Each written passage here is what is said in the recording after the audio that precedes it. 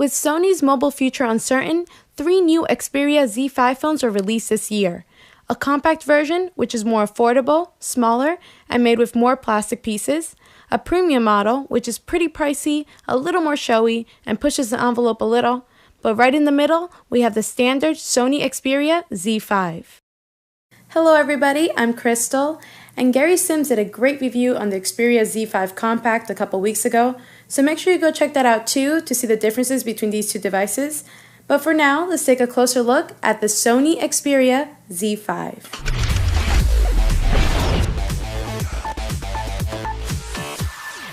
When it comes to design, Sony hasn't had any drastic changes in their Xperia lineup, ever.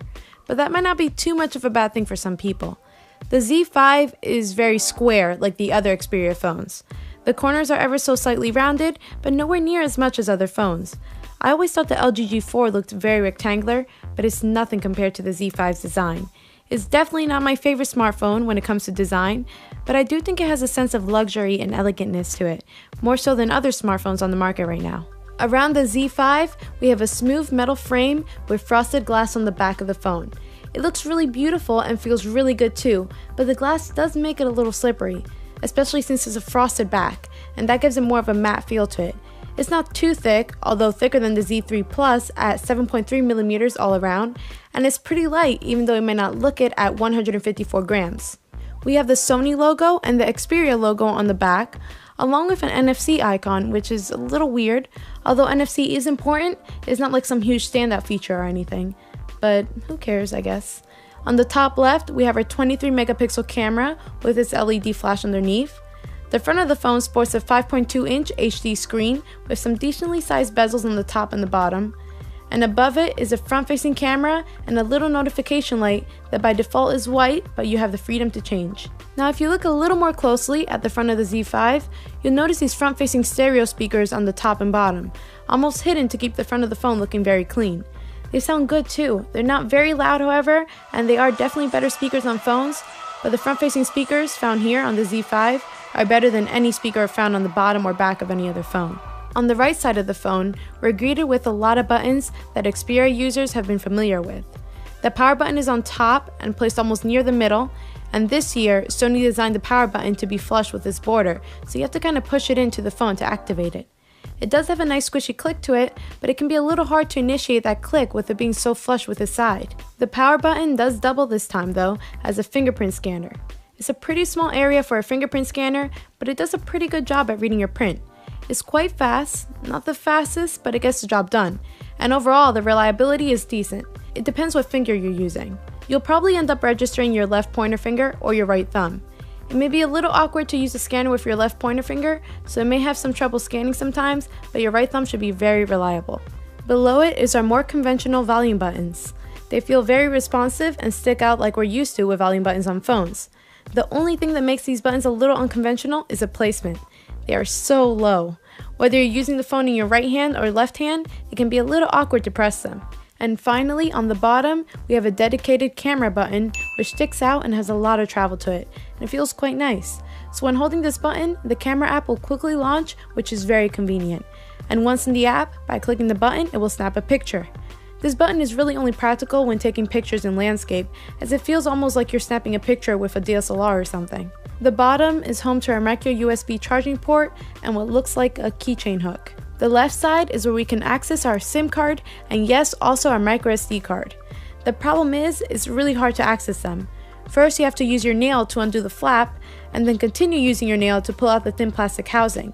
If you're picking up this phone and are constantly exchanging SD cards, maybe make sure you skip a finger when nail filing. One reason these may be so hard to access is because they need to be kept well protected, as this phone is IP68 certified, dustproof, and water resistant.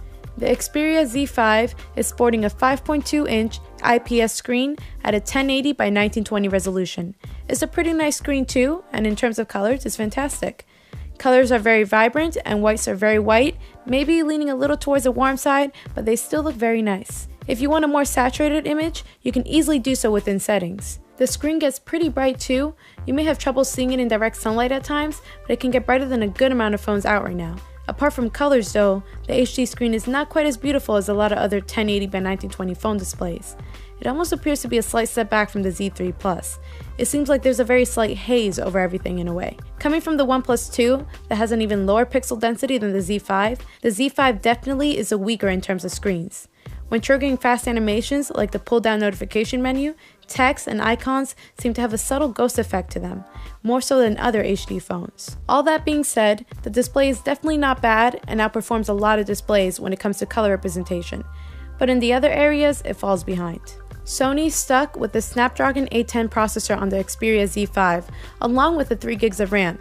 With this phone being 10 grams thicker than its predecessor, you would think Sony would be able to put a bigger battery in the Z5, but it's actually 30 mAh smaller than the Z3 Plus at 2,900 mAh. Really, 30 mAh isn't much of a difference, as we'll find out later. So does the A10 processor make the phone hot? Well, when I first got the phone and installed on my 40-something apps I use at once, yeah, it got hot.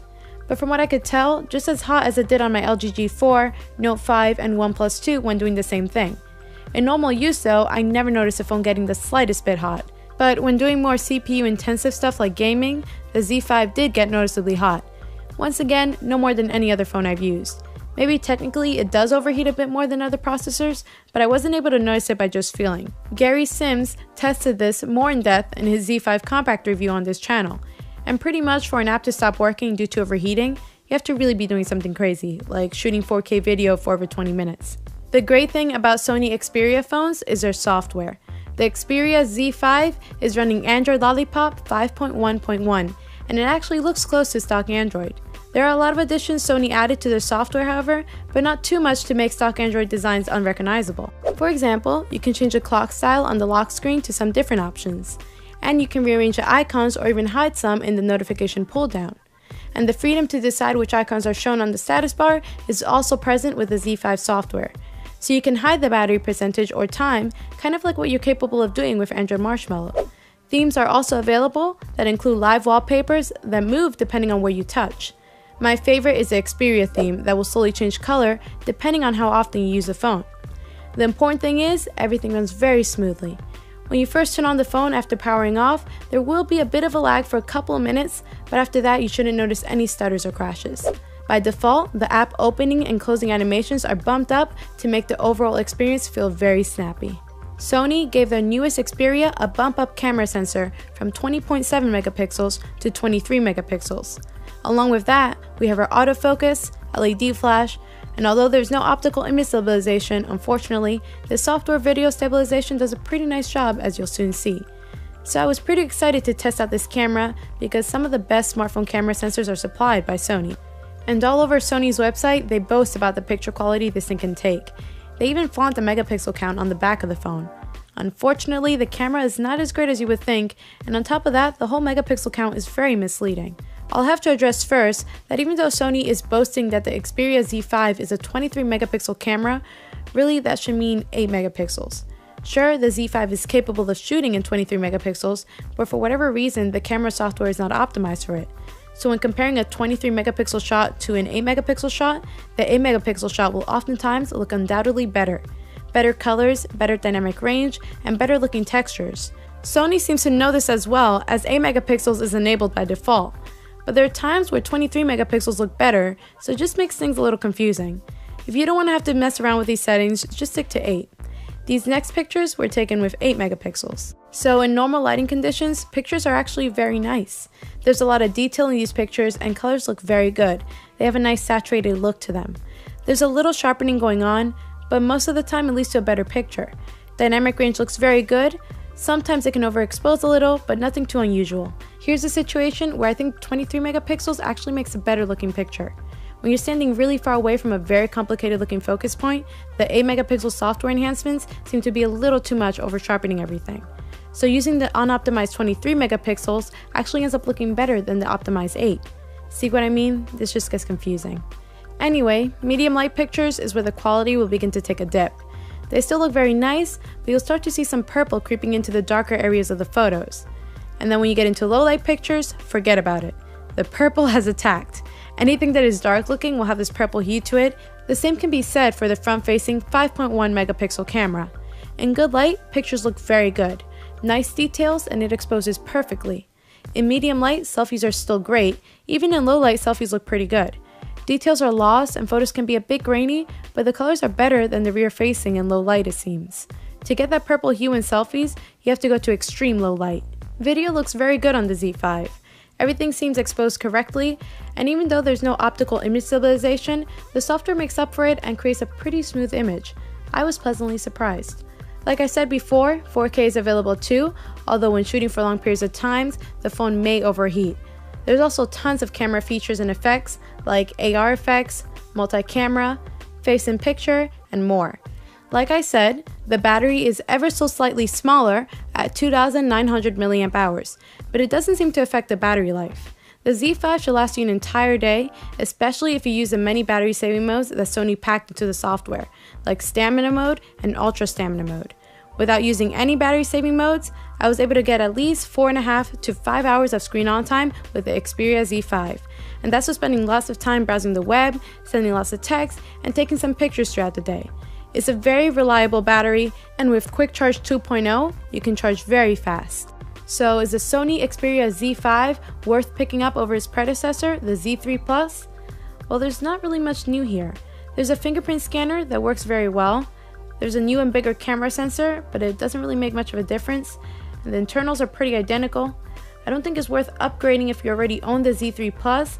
If having a fantastic camera isn't too much of a concern for you, and you're looking for a reliable, elegant looking phone with enhanced stock Android software, the Sony Xperia Z5 could be a good choice, if you don't mind its price tag, of course. Well, thanks for watching my review, everybody. I hope you enjoyed it, and comment below letting me know what you think of the Sony Xperia Z5. Also, make sure you check out these other cool videos on the side here, and if you want the Android Authority app, make sure you click up here on the Google Play Store link. And last but not least, head on over to AndroidAuthority.com for more full coverage, as we are your source for all things Android.